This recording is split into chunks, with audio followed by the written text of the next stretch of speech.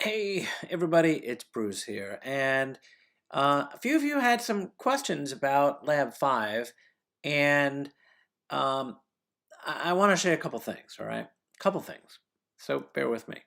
So I'm going into a revised Lab 5 that I just worked on with a student. Everything should look familiar until you get to here where I have line 58. And what the issue that was going on here, if you read the instructions carefully, is I want you to be able to show the various sections or groupings of trees if the parameter for that grouping was in the URL and equal to the value yes to show it, the value no to not to show it. But if the user didn't put anything in, I wanted that also to show.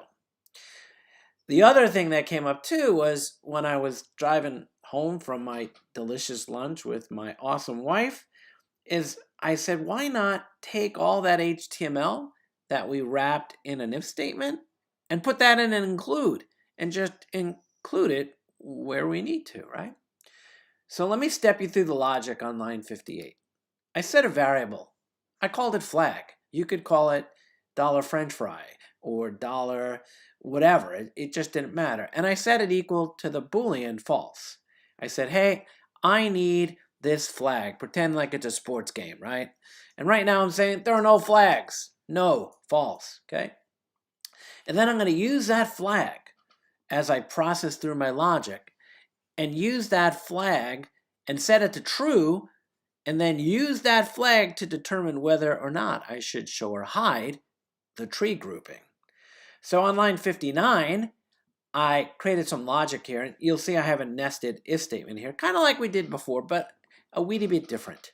So now I say if is set, $get Aurelia. So is that in the URL? Hey, yeah, okay. If it is, if it's yes, right, that means we need to show the tree grouping, so I set the flag to true. Else, if it's there and it's equal to no, I set the flag to false. So we're all well and good so far. But the other condition is, hey man, what if it's not set?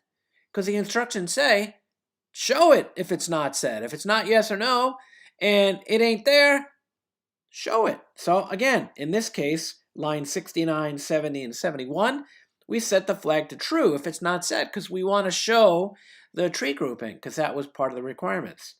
And then as you scroll down, check this out, line 73 through 76. I say, hey, is the flag true? Is it true? Did we throw a flag then? Did we set a flag that said, hey, we need to show this tree stuff? If so, include in this include folder this HTML called Aurelia.html. It's just HTML because that was the stuff that was between, right, the tags, the what do you call it? These curly braces, right? So check this out, right? And that's it. That's it. I replaced all that long text with the dangling, curly braces, right?